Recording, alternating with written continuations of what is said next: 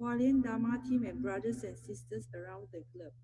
Before we hear review of Wondrous Lotus Sutra, let us pay our respects for these teachings and explanations to the Buddha and Master Ching by making 3 sincere bows. Please rise, palms together. First bow. Second bow. Third bow. And a bow to our beloved Shifu who could join us today. Kan'en, over to you, Brother Joe. Okay, good morning, everybody. Once again, very happy to see all of you, and it's a wonderful Saturday for a lot of us here in Asia. And welcome, brothers and sisters from the USA. It's still Friday, but it's wonderful to have all of you online here. And as we are now moving on to the third, or I think maybe the fourth week, where there is no live 熏法香. As Master is happy to say, definitely gaining a lot of strength from all the disciples from all over the world and also in Taiwan, giving Master a lot of strength. So I think this is very good. And as we know that, and I really believe that Master's health condition is closely tied to how the world is going around, especially in Taiwan as well.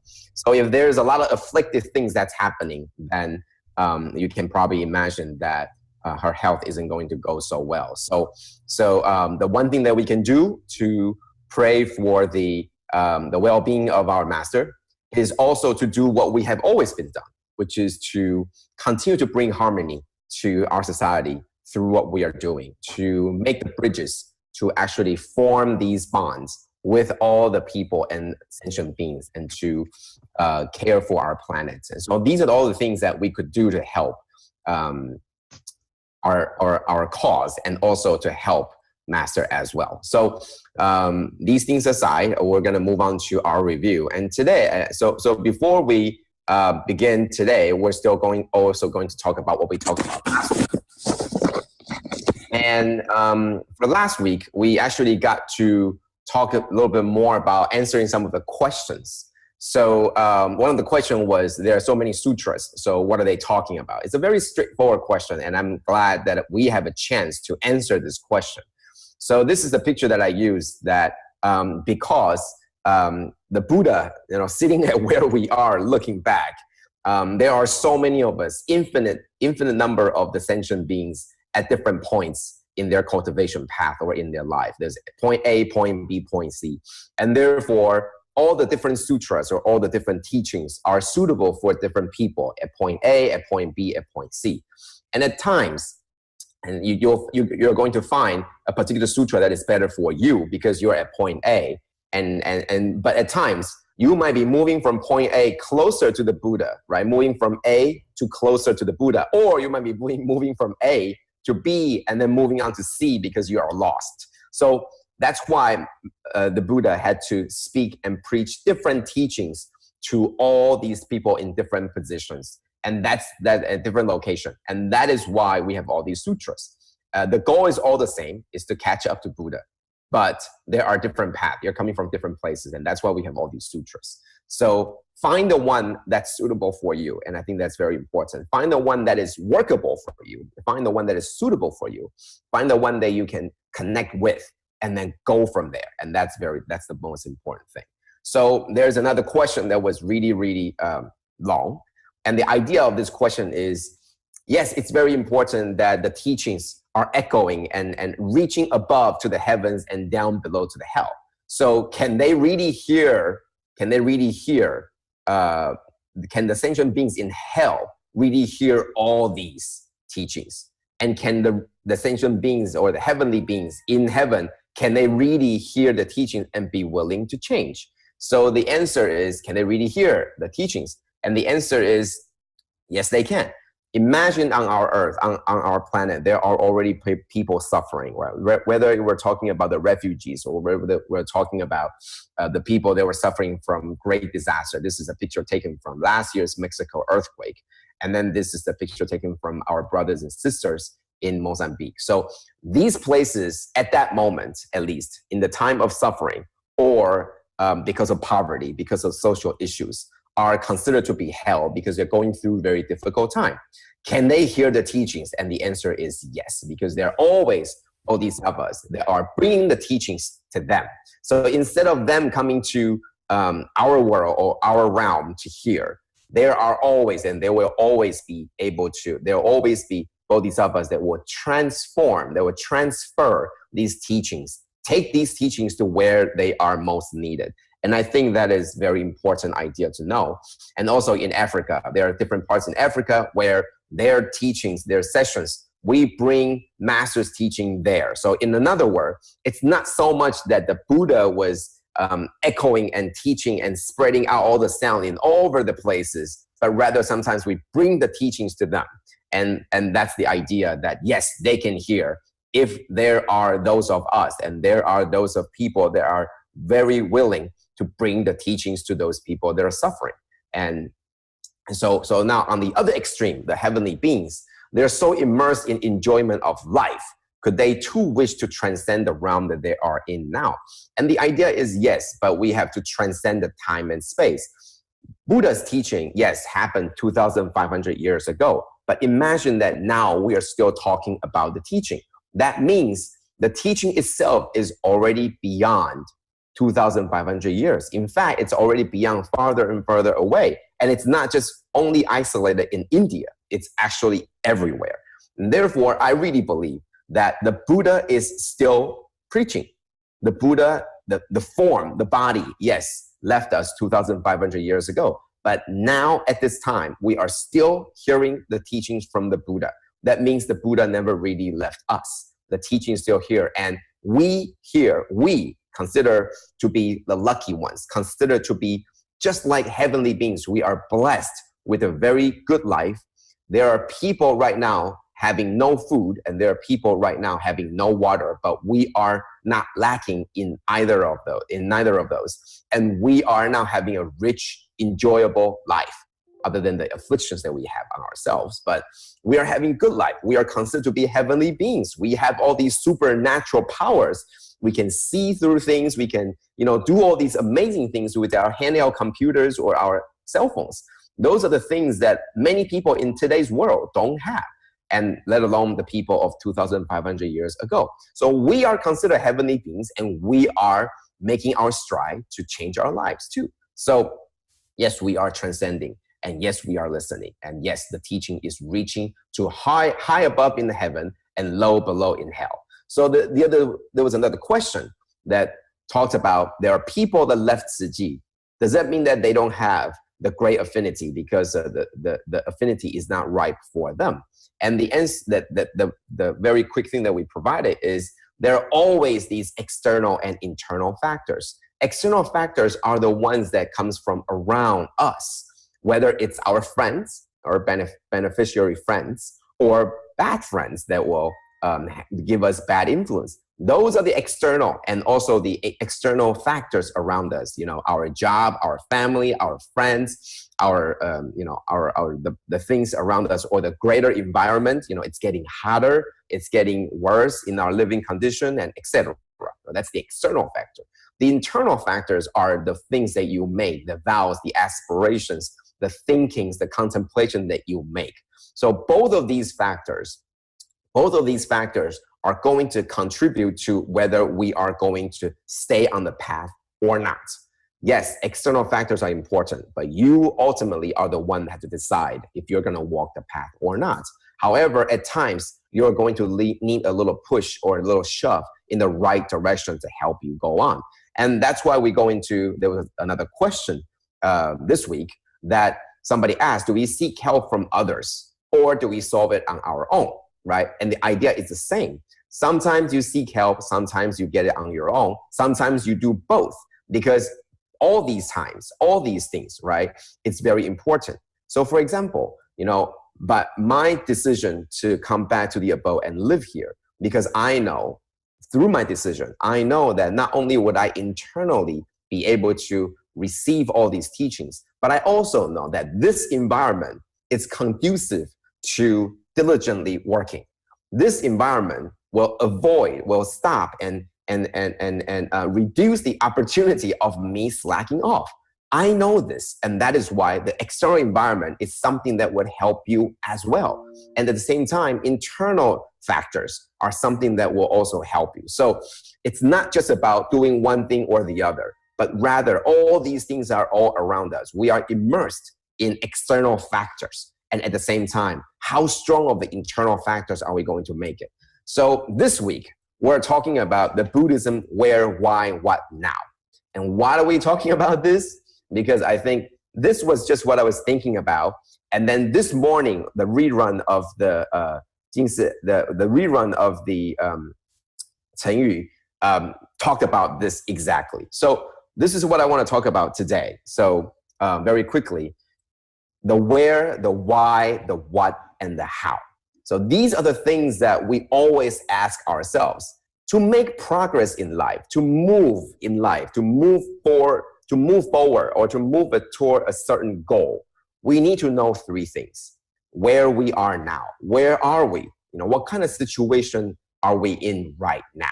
What kind of situation is our life right now? Okay, where we are right now. We need to know this, right? And we also need to know what our goal is, right? We need to know where we are, and we need to know where we want to get to. What is our goal? What our goal is, right? And then knowing where we are and knowing where we're going to get to it, how do we get from here to there? How do we get to our goal? So these are the three things that we need to know in order to make progress. So we talked about where we are, why are we here, what is our goal, and how do we get from here to there? So that's the four things that we want to talk about today. And the reason why we want to talk about that is because just happened to be today. Today and yesterday, the rerun of the Wisdom at Dawn talks about the Four Noble Truths. And that's exactly what Buddhism, where, why, what, now is all about. So today we're going to do a very brief review, okay, of the Four Noble Truths, because it pertains to our lives in the ways that we probably didn't realize. The Four Noble Truths is something that we always think it's the founding principle, the very basic founding principle of Buddhism. These are the truth. These are the very first teachings that the Buddha gave once the Buddha was enlightened. So we hold it as the pillar. We hold it as the foundation of the entire teaching coming from here. And today I want to talk about not just the Four Noble Truths, but what does that mean in our life? What does that mean that could give us more motivation and aspiration? So the Four Noble Truths are the truth of suffering, the truth of the origins of suffering, and truth of the end of suffering, and truth of the path to the end of suffering. These are the four truths that talks about exactly what we talked about, which is in our life, what is the where we are. We are in the world of suffering. And why are we here? Well, because the origin of suffering bring us here, bring the suffering here. And then what is our goal? Our goal is to bring the end to the suffering. And how do we get there? That's the path to the end of suffering. So the where, why, what, and how translates into the Four Noble Truths. Or in another way to look at it is the Four Noble Truths translates into the where, why, what, and how of our lives. And therefore, don't look at these Four Noble Truths as some principle only, but rather these are actionable items of helping us make progress in life. So let's talk about the truth of suffering. And that's what we talk about today. That's what Master talked about today in the rerun Xun Fa Xiang. It talks about suffering. Suffering of the body, which is form, and suffering of the mind, which is affliction, formless. Something that are suffering, for example, we're getting sick, or we're getting poor, lacking resources, or lacking the warm clothes, or the shelter, okay, or the suffering of the mind. Sometimes we're greed, sometimes we're angry, we're confused, we're ignorant. So the suffering comes in both form and the formless, right? So where we are, this tells you where we are by seeing and feeling the pain, seeing the pain of the others, seeing the suffering of the others, realizing, and also at the same time, realizing the suffering also comes in formless, we would be motivated to seek its resolution because we know the suffering, we know the pain, where we are. We are in the world of everything is source of suffering, and everything, even though happiness and joy are fleeting. So that's where we are in this world. Things are bringing us more suffering. So what can we do about it? And the second truth tells you why. Tells us why that there are all these suffering coming from. Where is the suffering coming from? And the suffering comes from all these, the three poisons, the greed, the anger, the ignorance, as the cause resulting in the suffering. And the main idea to tell you the origin of the suffering is not to say, oh, well, guess what? Too bad. Now we're getting all these suffering. The idea of telling you why is to tell you that these are all self-inflicted. These pain, these sufferings are you brought onto yourself. And if these are the things that you can bring onto yourself, then you can also remove it through your own action and determination. This is something that is very, very different from what other people view Buddhism as something that's very passive, something that is very pessimistic. Oh yeah, the first truth, the first noble truth is life is suffering. But no, the second truth tells you that this is something that you brought onto yourself. This is something that we brought onto ourselves. And therefore, we can bring the resolution to. If we caused it, we can resolve it. And that is where our aspiration comes from. So a lot of people would only know the first noble truth. It's all about suffering. And then they would write off Buddhism as this is one of the very pessimistic religion in the world. But the second truth tells you, yes, realize where we are in the world of suffering. But guess what? We make it ourselves. And because we made it ourselves, we have the power to reverse that. We have the power to undo that. These are self-inflicted suffering, and therefore we can remove these self-infliction through self-action. That's the second noble truth. Now, the third truth tells you, good. The second truth tells you that we have the power to do so because the cause is something that we brought in. Therefore, we can remove it. Then that tells you, now you should believe that we can see the end of suffering. So the first truth tells you this world is all about suffering. The second truth tells you where the suffering comes from, and we did it ourselves. The third truth tells you that because we did it ourselves, we can bring an end to it as well. If the cause to the suffering can be removed, if we can remove the cause, remove the seed that is bad, then we can end or avoid the suffering effect.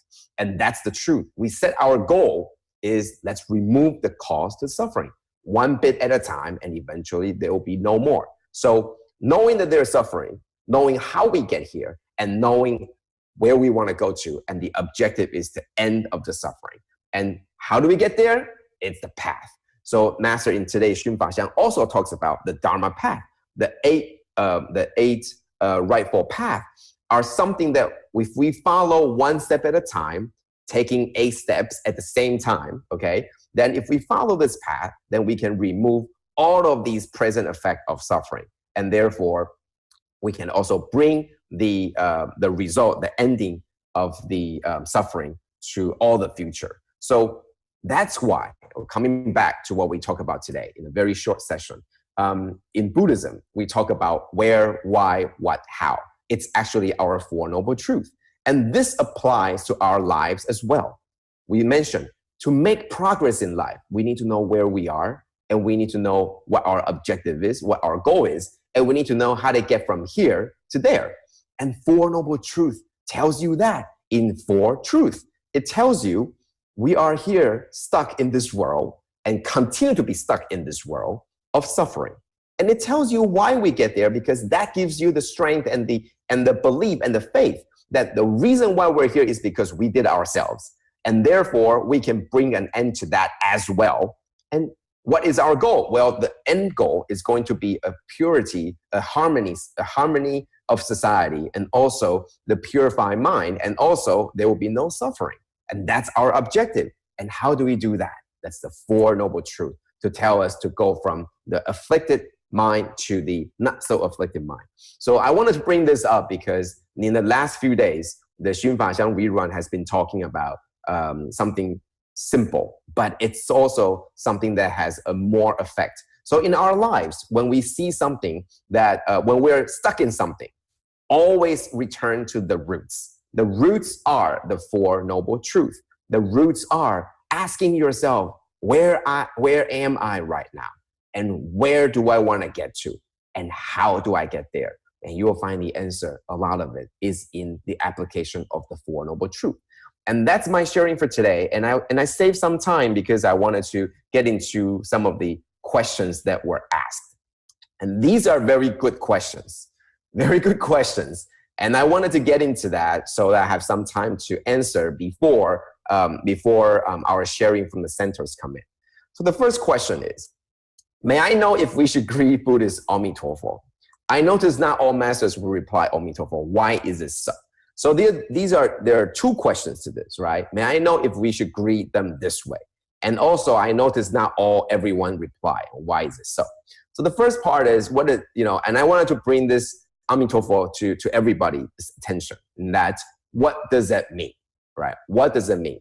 And if you even added Namo Amitofo, okay, then it also has a different meaning. But this is a very simple, if you could understand, the greeting of wishing a well-being to the other person that you greeted. When you mention Amitofo, you are actually bringing on all the merit and all the virtue of this particular Buddha who made the great aspiration and the vow that within its name contains the insurmountable and infinite amount of virtue, of blessing to that name itself. And that name is actually representing me wishing you all these infinite amount of wish, of blessing, infinite amount of virtue, infinite amount of wisdom to you. And that's what it really means. It's a greeting, almost like good morning, okay? So good morning in a way is saying, my morning is good. I hope you have a good morning. That's what good morning means. And so greeting Buddhists this way is common. And there isn't a right or wrong or suitable or not suitable. It's your kindness and your an attitude to bring the good and well wishes upon other people. And that's what greetings are. Good morning is not to say, I have a good morning. It's to bring the goodness and kindness of this morning to you. So usually that's what people do. But you could suffice to greet Buddhists good morning as well. Really, I wouldn't stop you from calling from greeting everybody good morning. But you could also greet them with Amitofo, okay? And you also realize not everybody will reply Amitofo. And why is it so? Because people have different preferences. Just like I will greet you with good morning, and you might greet me with how do you do? Or how are you today? That doesn't mean that I believe it or I do not believe it. It just means people have different preferences. Sometimes it's respectful differences, right? Sometimes people believe this is good, thank you for your well wish, but I want to wish you something different. Remember, this is something that comes from your heart, comes from your heart. You are wishing someone to have a good day or wishing somebody to have a good, completely infinite amount of wisdom and virtue, right? Somebody's reply they will give you what they believe is the best wish coming from them, coming from their kindness and well-being, right? So it might not always be the same. So it's okay that other people might not reply. And I think it's not something that we should worry too much. It's almost like you are wishing somebody well-being, right? It doesn't mean that they will always reply something that you expect, because people have different idea about how to wish the well-being for the others. So I wish that this particular answer and suits whoever asked this question, to not be too attached about what other people reply, but rather, why do we say this? We say this because we do wish that the well-being can be brought upon to the other people that we greet. That's the most important. Not so much about how they reply. So that's the first question. Now, this is another question that I think that came to me before, and I'm glad that somebody asked this question. It's very simple. It's a very simple question, but also I think it really bothers a lot of people. It's simple, but it bothers people. We sing the offering song before taking our meals at Jing Hall, but at the abode, I notice we do not do so. May I understand the reason of not doing so? So I wanted to answer this, take some time to answer this, because these are the very basic questions that very, very often we just skip through them because no one bother asking and no one bother asking, no one bother answering. But these are the questions, believe it or not, for anyone first coming in to Tzu Chi. They notice this and then they don't even dare to ask.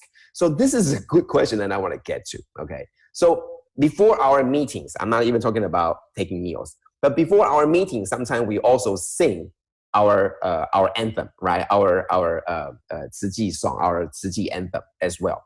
But we don't do that here, right? For those of you that have been in the same meeting as Master, when Master comes in, we do our bow, and after that, we don't just sit straight. We don't just stand up straight and say, okay, 唱慈济功德会会歌. We don't say that, right? And why do we do that? Because the reason why we do all these things, is that we create the environment. So we're talking about external and internal. We create the external environment where we remind each of ourselves. When we sing the offering song, we remind us and each other that we are here thanking, because without all of these other people and all of the world, the resources possible, that this meal would be impossible. And therefore, the offering song is there to make sure that we remember and remind each other of this fact. When we are at the abode, especially when the Master is there, the idea is this environment itself, through everything that we do at the abode, through the masters, the Dharma masters of the abode, everything they do is bringing that reminder to you already. The song that we sing is to remind ourselves when we are far and away from the Dharma root, that we always remember the root, always remember where we come from, always remember that the root is rooted deeply in gratitude. But when we're at the root, we have to be immersed in this root itself, but rather than singing out loud, it's the time for internal factors to come in and be immersed in it, but not to do it verbally because we're already at the root. So imagine that we are far away in all the different Jing Hall.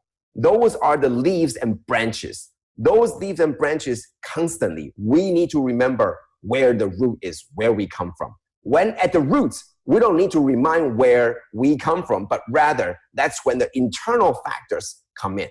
So this is something that talks about the two levels, right? One is external. We always have to remember, sing the song to take us back to where the root is. But when you're at the root already, you have to be immersed. You have to feel from within, we are here. This is the origin where it all came from.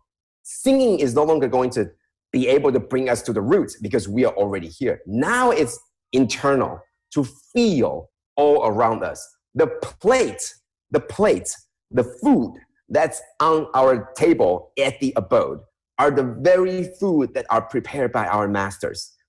Do we feel gratitude already? So it's a different feeling, but it's not something that we sing out loud to remind each other, because after all, at the same cafeteria, there are also our masters there, right?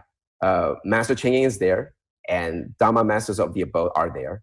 Where singing is more important than we remind ourselves. We should not be reminding the masters that you should be grateful too. No, that's not what we're trying to do. So it's something very simple, technicality is very simple. But more importantly, it's about external and internal factors. Okay, so third question.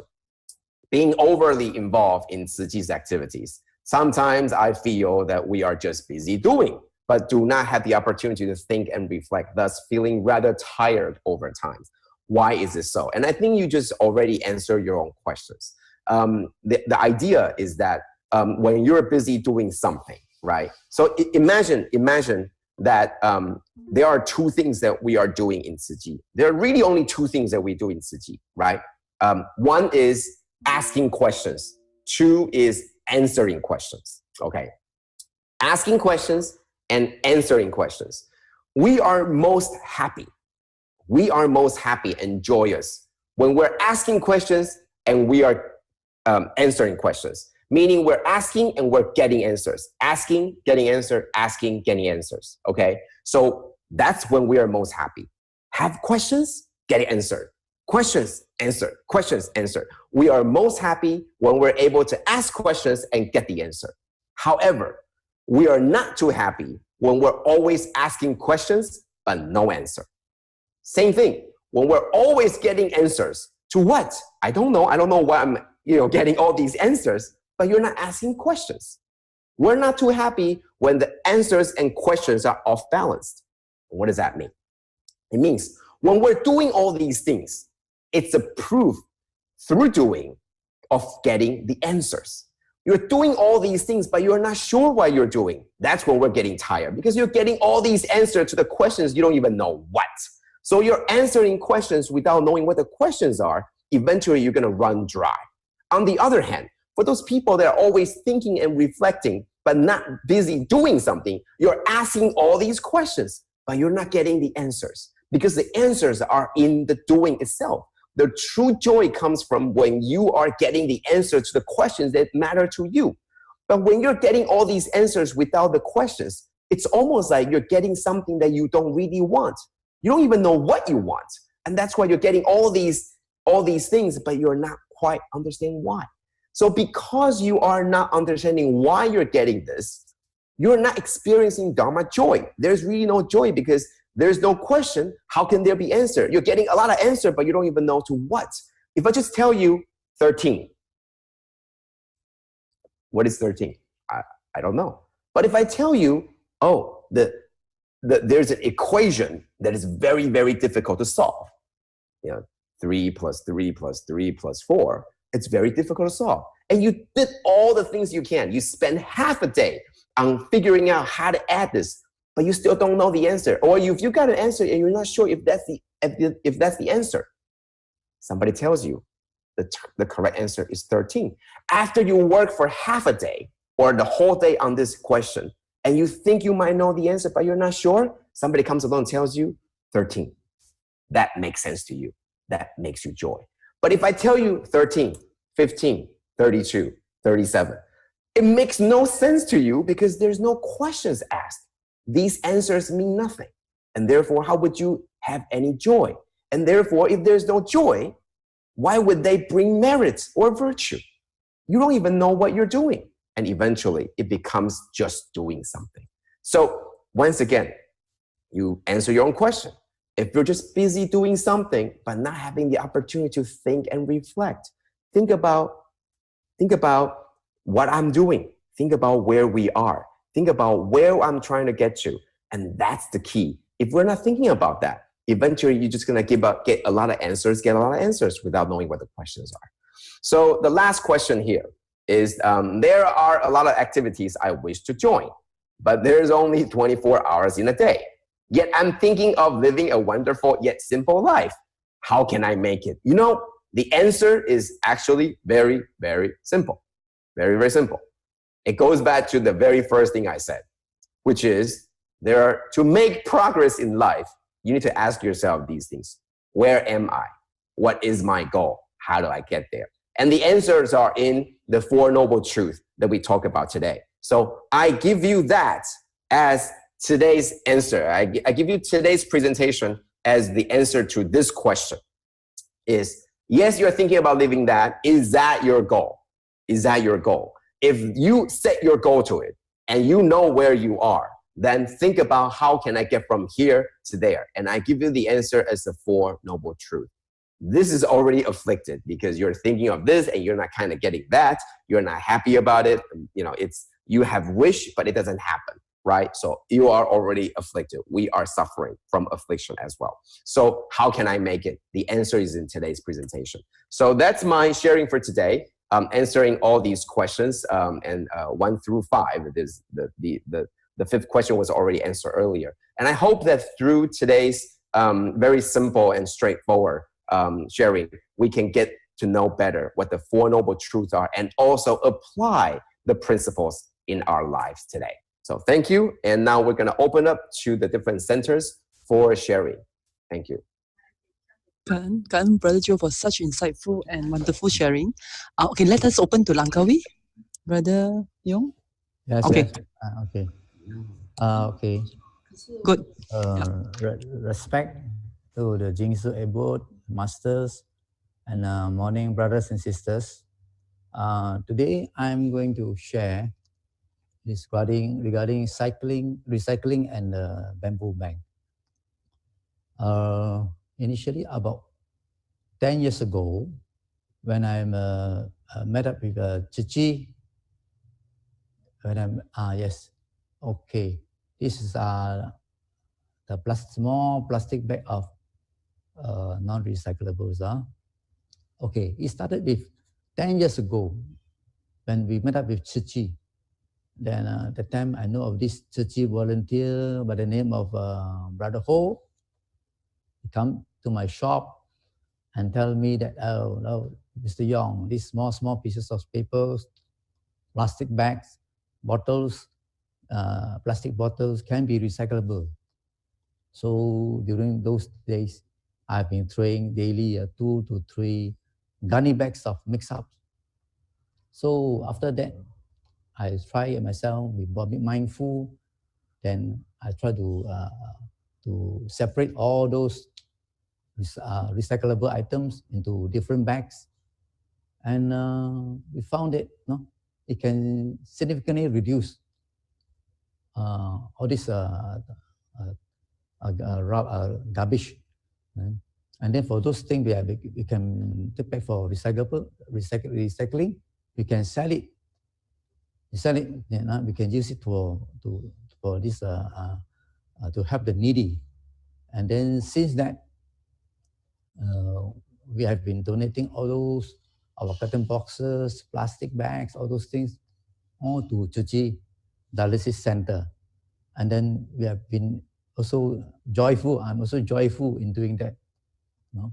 And sometimes the customers and the guests come to my shop asking for these plastic bags, asking for these carton boxes. I do give them. I say, no problem, you can take. As long as you can donate to the bamboo bank. We put it at our shop, the bamboo bank. Say because we have donated to Chuchi, so it's fair and square that you donate to the bamboo bank. And then most of our guests and customers, they are also quite willing. They are happy that they can take about carton boxes. They can create a good affinity with people to help the needy. And then we inspire them to have a compassionate heart towards the unfortunate. And then all those bamboo banks money will be we put it into this monthly donation. It has been going for a few years. And then of late at the last picture there, we have our Bandaran. Yes, our Bandaran introducing this 2 days plastic free per week. For every week, 2 days plastic free. So during these 2 days, we will try to explain to our customers the idea of this plastic free, because we are living in this island, and then people are throwing around. Then affiliate these collectors are shunning this plastic bag because not feasible and then not economical to transport out of this island. So we have to tell them that we have to start now, because we have to think for the future of Langkawi. We don't want our island to be polluted, to be all everywhere with plastic bag. So it's just those very insistent customers, they still need a bag. I say, why not you, okay, you just donate 20 cents to the charity bamboo bank, just to help people, no? Which also they're willing to do. So after this, I will try to share about this recycling to one of my friend. Is a Malay boy. He was formerly my customer. So that was a few years ago.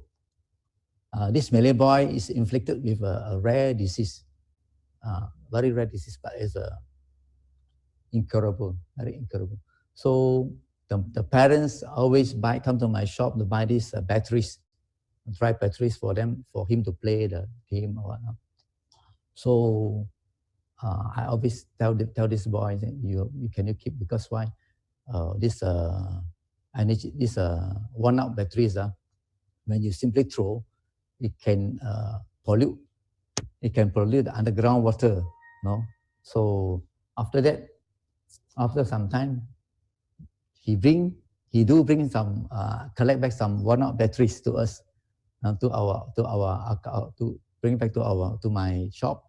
Then we give them some token of appreciation, and then we just want to plant the seed of recycling to him. Hopefully that one day he can help out, no? And then last 2 years, very unfortunate, this boy passed away due to the disease. Then he and this boy and the parents also, they did some recycling work also. And then these boys also have become a churchy home care recipient, which we go there for accompanying only. So during that time, our volunteers also brief them about recycling. Then until today, even though the boy already passed away, their parents still continue to do this recycling work at their village, the kampung. And then they also inspired the kampung people to do that also. This is what I want to share with for this recycling. Then what makes me very inspired me is also the bamboo bank. The bamboo bank, which we have taken when we joined Churchy. And then you see every morning we wake up, we can just drop some coins inside, or some wish. So help the people, pray for world peace, society peace, whatever, or pray for well-being for people, certain people we know. Then it's very amazing, because every day morning before you start the day, you can do of something good, which is very good. And then this bamboo bank also have some affinities with some friends. Like I want to share is Indian boy, whereby this Indian boy was adopted by from this friend, from her sister when he was a young boy. Okay, after that, very unfortunate that past 2 years he passed away during a fall. And then during the funeral, this boy's natural parents came, and then they are making a very issue out of it, And then we went to the funeral to explain to the boy, the boy's natural parents and siblings, saying that it's impermanence. Nobody will know what will happen. And then we also bring the one of these bamboo bank under this Indian boy's name to show their natural parents what this foster parent have done for this young boy, what they have taught this boy to be generous, to be a good person, to cultivate good deeds, and then and I also wish to share another sharing about my workers, about my Cambodian workers, my Indonesian workers, and one Malay workers, which we have bring them out to our Chichi activities to inspire them. And then one of these Cambodian worker who came to work for us for 2 years. When she initially came, she always talked about spirits, in her kampong, spirits, ghosts. So we show her the bamboo bank. We told her that we should need to have a right thinking, positive thinking, right action, right thinking, right words. Then after that, sometime 1 or 2 months, she totally transformed. Then she started to cut images, pictures of the Guanyin Bodhisattvas, the Buddhas, and then she patched it on the wall to pay respect. So that shows they have a drastic change from her. How she can transform from being a very believer in spirits to somebody who is believer in truth. And we also bring her to activities, Chichi activities. So, and we also encourage her to take up the volunteer course. Then very unfortunate because we attended the course, except the last 2 days for the final one, because she went back to her hometown to the due date. So we also apply for one set of this volunteers uniform for her to bring back as remembrance, just to inspire her that if she can do it there or in Cambodia. Then we also call her. In fact, we call her also and ask her about this uniform. She said yes, the uniform is still with her, but then only maybe the shirt can use, the trouser can use because she's married, and then I think she had grown fatter. And then she's very keen. She's very keen to follow Chichi also. So hopefully that our Chichi volunteers who are going to Cambodia can contact her, try to encourage her to come out and walk this Chichi's mission and walk this Bodhisattva's path. Her name is Chia Shukom. And then I also want to share, when she found an earring in my shop, somebody dropped it. She passed it back to me, a gold earring. I say, never mind, just see who's the right person who dropped. But finally, we can't find it. So she just put it into the bamboo bank, to donate into bamboo bank, to create good affinity for the person who lost it. She also create a good affinity in doing a good. And I think we have also another Malay girl by the name of Nick, also working at our shop. She's a Muslim. Then all this while, she also follow us to Chuchi activities. And then as a Muslim, she have limitation to it. Only maybe something we have activities like donation drive, she follow us to it. And also hopefully that she will take up the future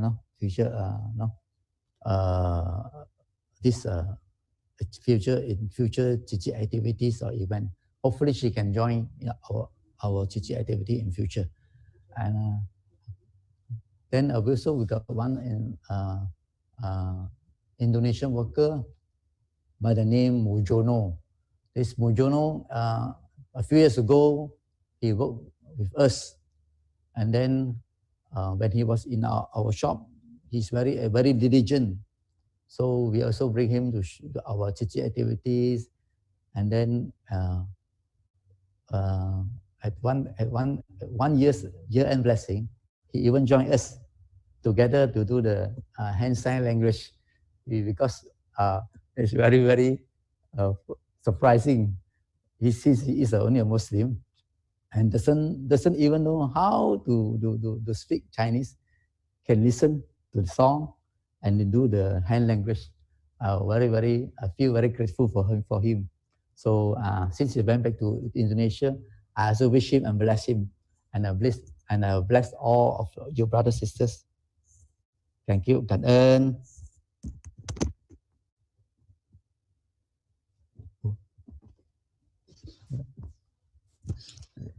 Yes, say Kadan, brothers, sisters. Hi, good It's morning, my turn. everyone. Thank you for Brother Yong sharing.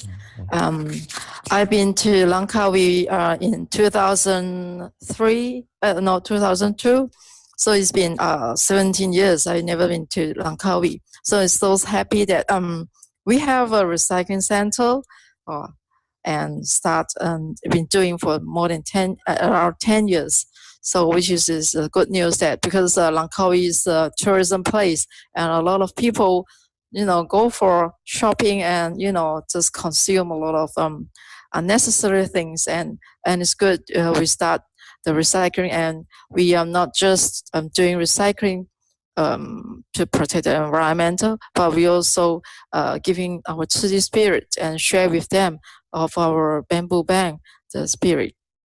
So recently, because Master it's been mentioned that what she concerned about is what our Tzu Chi members need the most is to reveal the Tzu Chi history and the spirit. So it is good that you keep holding this bamboo band spirit and keep sharing with your friends and surrounding your places.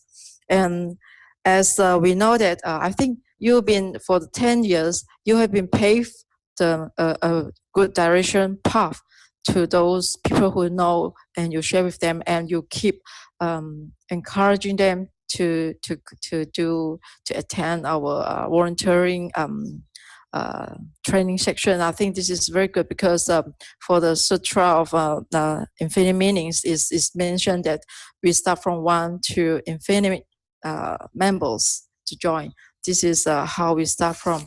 And of course, for masters, they mentioned that when we start Tzu Chi, we call merit society organization for the Buddhist Tzu Chi. I think master did mention that we always say when we through the bamboo bank, you asking people to donate money. Maybe we will say you have boundless merit if you donate. The more you donate, maybe the more merit you can get. But master say for the Buddha's teaching, it's mentioned that actually the merit itself is to encourage people to accumulate. You need to accumulate over a long time, a period of time, through the action for our human being to giving to serve those who need it. So this is the merit. The true meaning of merit is we have to take action. Like you in Langkawi, you have been personally, you are not just give verbally to consult people or to advise people to do good thing. You personally also in your store, you also have action, and you've been doing such a great thing to do recycling. I think this is very good because you through the action, masters say they have a lot of variety choices to do, because merit are actions that we do, which is intended to benefit others. So I think at last, for my sharing is master also say that we need to pave our road, pave our direction, continuing, because we haven't attained to the Buddhahood, still have a long way to go. So you are just start in 10 years. We hope that in the future, we continuing to paving the path with brighter and longer, and bring more people to join. As Master say, we concerned in the future generation, do they willing to follow the path or not? So it's very important that we need to listen to the Dharma. And we hope that we are not just for the beginning listen to Dharma happy, but day by day, and we get tired of it. This is we all have to encourage each other, keep doing without to seek of any merit. I think this is most important, and this is my sharing for today. Thank you. Okay, 感恩师父。谢谢小青。Can we have the next share? Thank you. Yeah, Kaan Master the Huang. Okay, Kaan. Okay, next from Canada, Sister Michelle. Kaan. Sister Michelle, you can take over.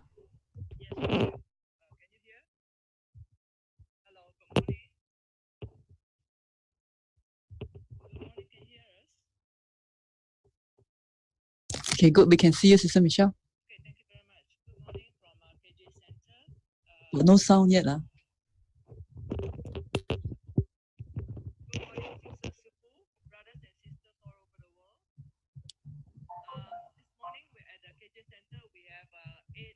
Louder. Oh, louder, please, sister.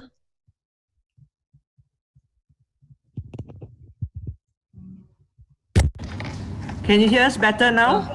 Good, great, Kaan. Okay, good morning. We have with us here at KJ Center, Brother Lau and Sister Julie.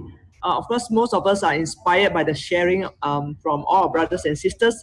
And today we have no doubt, we also have Sister Julie and Brother Lau to share their inspiration. And without wasting much time, I will pass the session to Brother Lau, and he's going to talk about why I became a vegan. Brother Lau, take your time here and share. Good morning, Master. Good morning, brother and sister. Can you hear? Okay. The question of why I become a vegan was brought up by one of the brothers during one of our conversation, and I've been a vegetarian for about 10 years already. I've been a vegetarian for more than 10 years, and then recently I come across a video called Vegan 2017. And in that video, it shows that the suffering the animals go through to provide milk for us. The mother's cow have to be pregnant all the time. And after the baby is born, they are separated from the mother. And the suffering of the mothers can be heard when the baby is dragged away. The mother will be calling for the babies for the next few days and nights. And this suffering is going on because the demand for milk is so high. And so I decided, I say, okay, being a vegan is not that bad. It's not that difficult after all. You know what is? I just give up dairy product and so give up eggs. And anyway, as a vegetarian, most of the Chinese vegetarian food do not have dairy product anyway. And most of the dishes don't have eggs. So I've been eating vegan for 10 years already, actually, most of the time, without realizing it. And I say, I just have to make one more small steps to be a vegan. So I say, okay, let's do it. And I decided, and then, and when I become a vegan, I discovered a few wonderful advantages of being a vegan. Because I decided just before Chinese New Year. So when I visit my relatives and friends, most of the products, most of the offerings like biscuits and cakes have eggs and the butters and so on. So I say, oh, what wonderful news. I can't eat all of those. So I can keep fit and not put on weight like everybody else. After New Year, they complain, I put on weight. So I think it's a wonderful experience. And I say, oh, so much advantage of being a vegan. And yeah, and the reason why we want to be, I think it's very easy to be a vegan. I would encourage our brother and sister to try it. Maybe not, if you are not feeling comfortable, maybe just try it for a week and see how is it. For me, some of my favorite food are like ice cream, which I give up. And ice cream are not good for you anyway. So nowadays I don't eat ice cream anymore, and it's more healthy. So thank you very much. That's my sharing. Thank you. Thank you, Brother Lau. I'm sure you have a lot to share, but due to time constraint, we will pass over to the session to Sister Julie, who will talk on recycling. And I have a screen to share, so I'm going to click it on now. Okay. Yeah. Okay. Good morning, Master. Good morning, Brother Joe. I would like to take this opportunity to thank you, Brother Joe, for conducting this awesome Saturday Dharma class. I find it very interesting, and I learned a lot because your sharing is very simple and easy to understand. Okay, talk about recycling. I started recycling actually last November. Before that, before I started coming regularly for recycling, I just joined them when my home brother is doing in charge of food.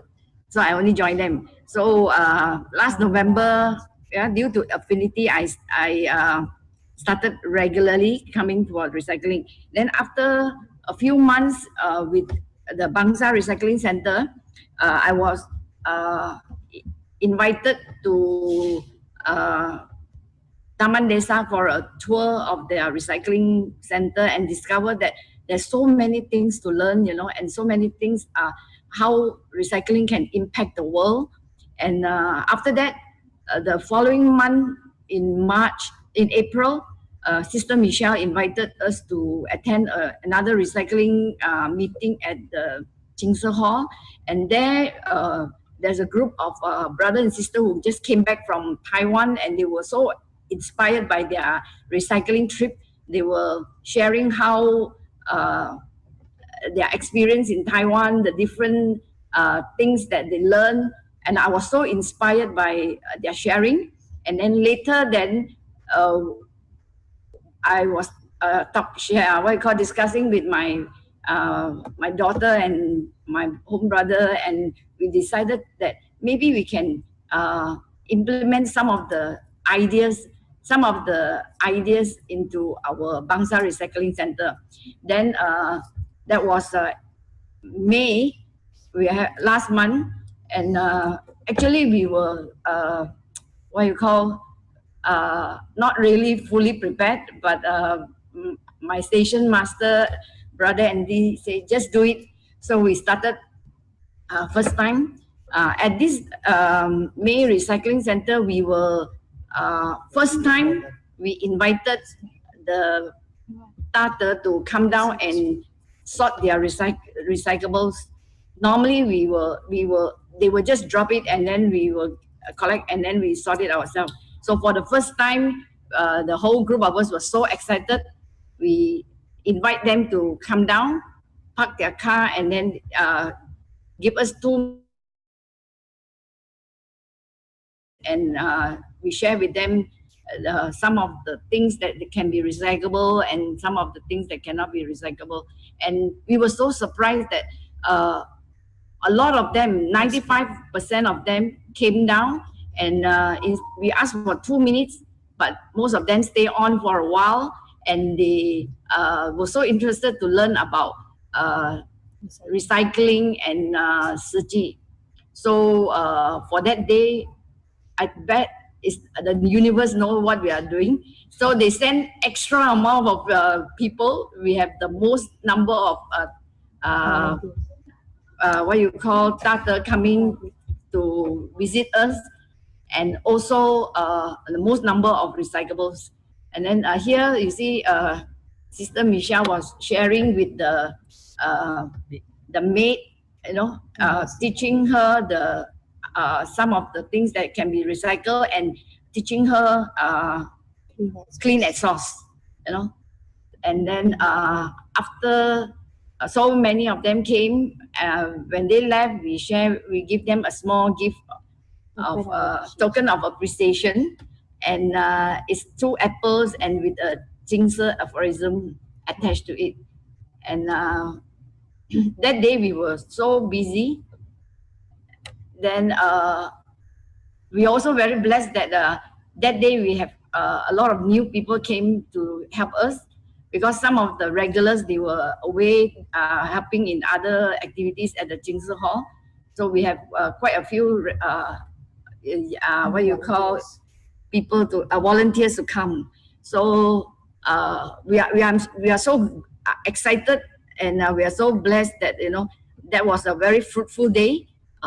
We have a lot of data that comes and take the effort to come down and learn about recycling, because what I learned is master say, it's not just sorting out the recyclables. The most important task is to educate the public and to create awareness of recycling, how it impact the world, and teaching them clean at source. Thank you very much. 感恩。Over to you.感恩, Sister Julie and also Brother Lau. I wanted to make sure that the food that you have at the last slide, is that all vegan? Otherwise, Brother Lau cannot eat it.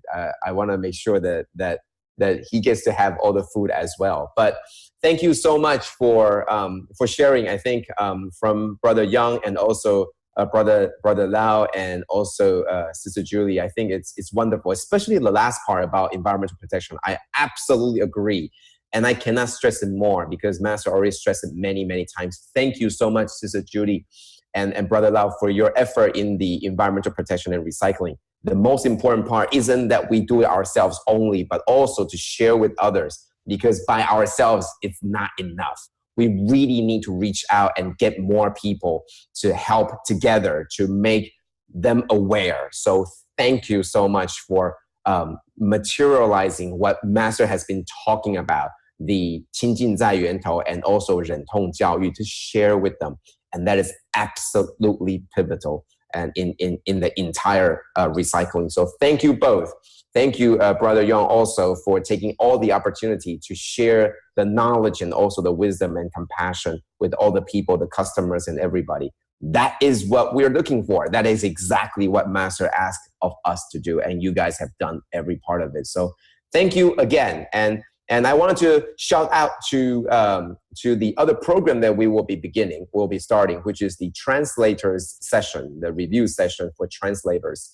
And I believe it should be beginning the first Thursday, which means it's next Thursday evening. For more information, you can always ask Sister Xiaoqing, and it will be a very short time, very similar to this, but it's a review for translators, so we can get better in understanding the Dharma, so we can translate it better. So once again, thank you all, and thank you. Time is a little bit over, but always, we have lived a very packed 1 hour in the past hour. And that's the most important thing, to make the best use of our lives and of our time so we can grow in our wisdom life. Thank you all and have a good day. Thank you. Bye-bye. Cảm ơn Brother Joe for such wonderful sharing. Okay, cảm ơn Brother Lau, Brother Yong, Master Huang for sharing lots of wisdom with us today. Thank you, Pusa, for your presence. Hope that each of us could sustain the Dharma joy and take in another piece of Master's and Hualien love to our life. Let us please make 3 bows to the Buddha and Master Zhen Yan as we depart to apply these teachings in our daily life. Let us pay our respects to our teachers of life universal truth. Palms together. First bow. Second bow. Third bow. And a bow to our beloved Master Huang who could join us today. Cảm ơn all Pusa. See you all next Saturday. Cảm ơn.